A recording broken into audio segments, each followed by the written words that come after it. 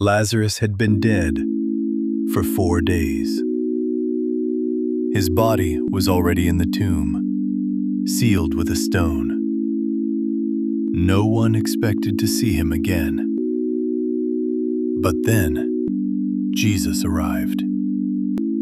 And what happened next shocked everyone.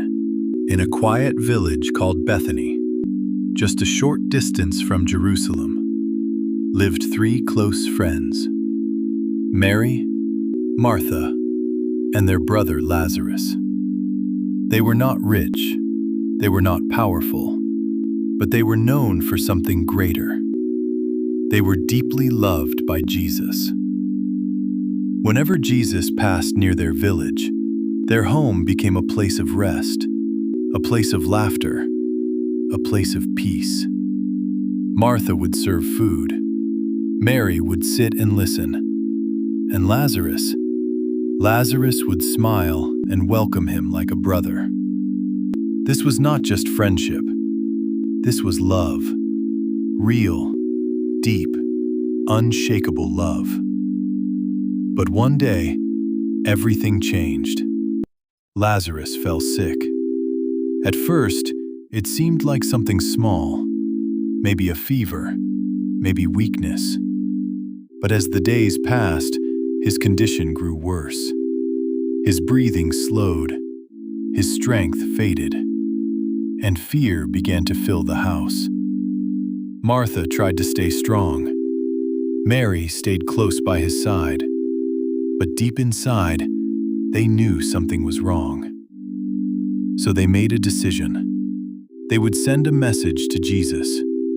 Not a long message, not a complicated one. Just simple words. Lord, the one you love is sick. They believed, if Jesus comes, Lazarus will be healed. They had seen miracles before. Blind eyes opened, the lame walking, the sick restored. Surely, he would come quickly. Surely, he would not delay. The message reached Jesus. He read it. He understood it. He knew exactly what it meant. But then, something unexpected happened. He did not rush. He did not leave immediately. Instead, he stayed where he was for 2 more days. His disciples were confused. Why wait? Why not go now? Isn't Lazarus your friend? But Jesus said something strange. This sickness will not end in death, but for the glory of God. No one fully understood what he meant, but time kept moving. And far away in Bethany, Lazarus was getting worse. Back in the house, the atmosphere had changed. The silence was heavy. The fear was real. Mary held Lazarus's hand. Martha watched closely, hoping, praying, waiting for a miracle. But the miracle did not come the way they expected. Lazarus died.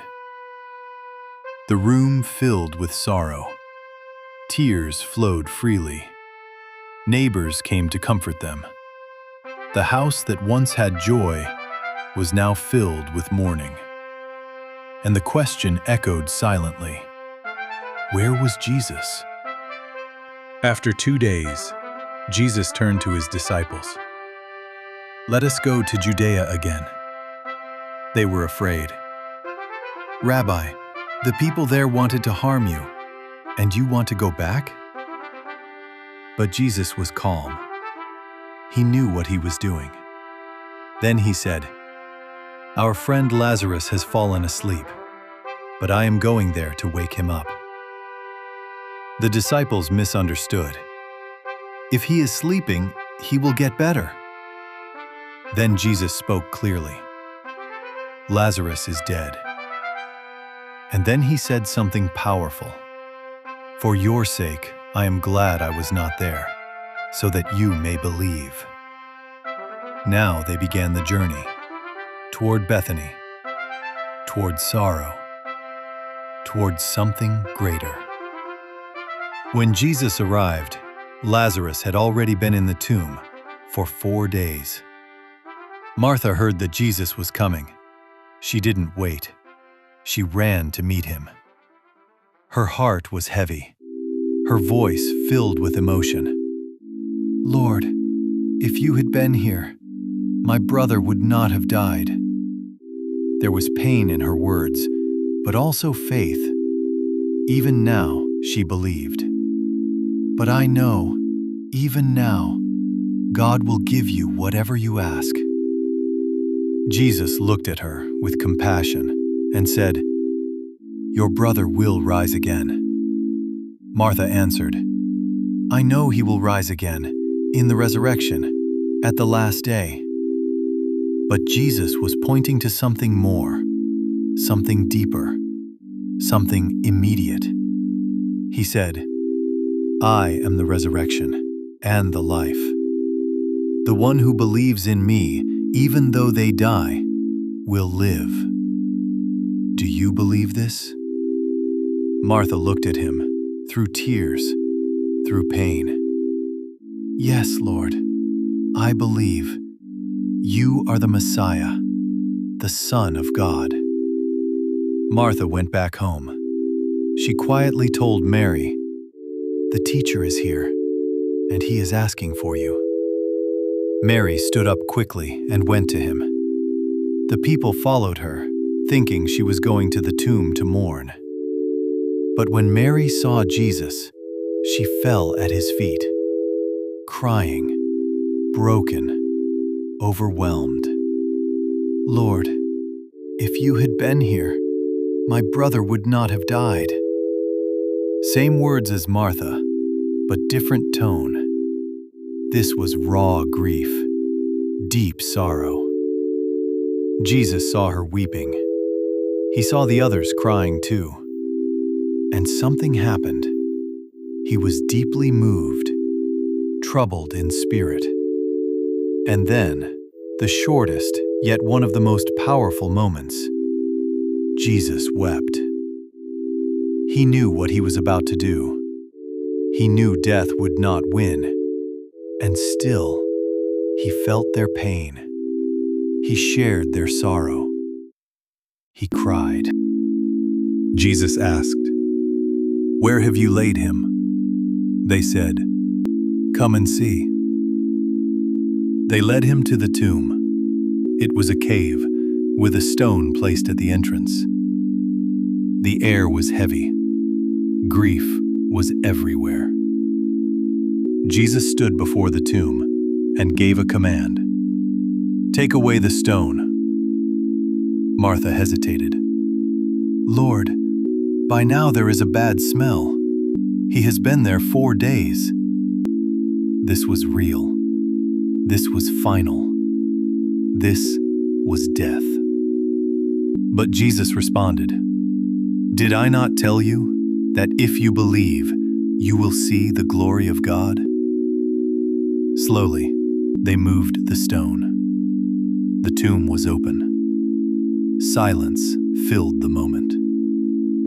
Jesus looked up and prayed, "Father, I thank you that you have heard me. I know that you always hear me, but I say this for the benefit of the people, so that they may believe." Then he called out in a loud voice, "Lazarus, come out!" Silence. Then, movement. From the darkness of the tomb, a figure appeared, wrapped in burial cloths, face covered, walking, slowly, but alive. Lazarus was alive.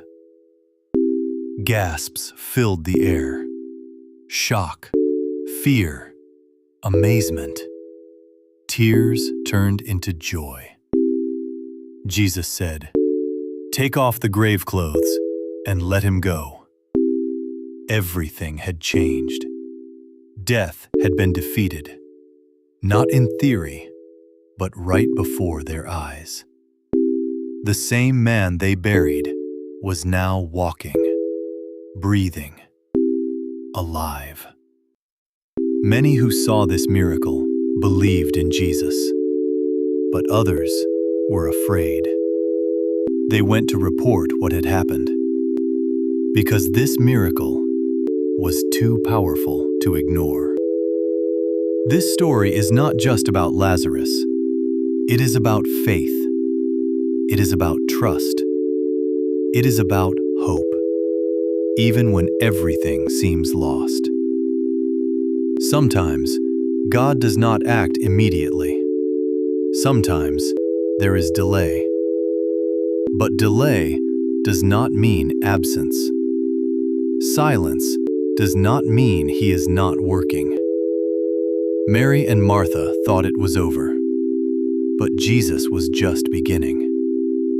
He showed them that He has power over sickness, power over time, even power over death. And He still does today. Whatever feels dead in your life, hope, dreams, strength, peace, remember this moment. Remember this voice. Come out.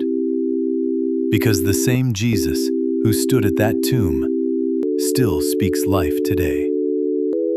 And when He calls, nothing, not even death, can stand in His way. Thank you for staying with me until the end of this story. I truly hope this moment has touched your heart, just as it touched the lives of Mary, Martha, and Lazarus. This story reminds us that even in our darkest moments, there is still hope. Even when things feel finished, God is not done yet. If this message meant something to you, please take a moment to like this video. It helps more people discover these powerful stories. And if you want to keep watching stories like this, don't forget to subscribe to the channel. You are always welcome here. This is a place where faith grows and hearts are encouraged. Also, I would love to hear from you. Is there a Bible story you would like me to bring to life next? Write it down in the comments below. Your ideas truly matter, and I read every single one. Together, we can share these stories with the world. Stories that inspire, stories that heal, and stories that remind us we are never alone. Thank you again for watching. May peace be with you, and may your heart always hold on to hope. See you in the next story.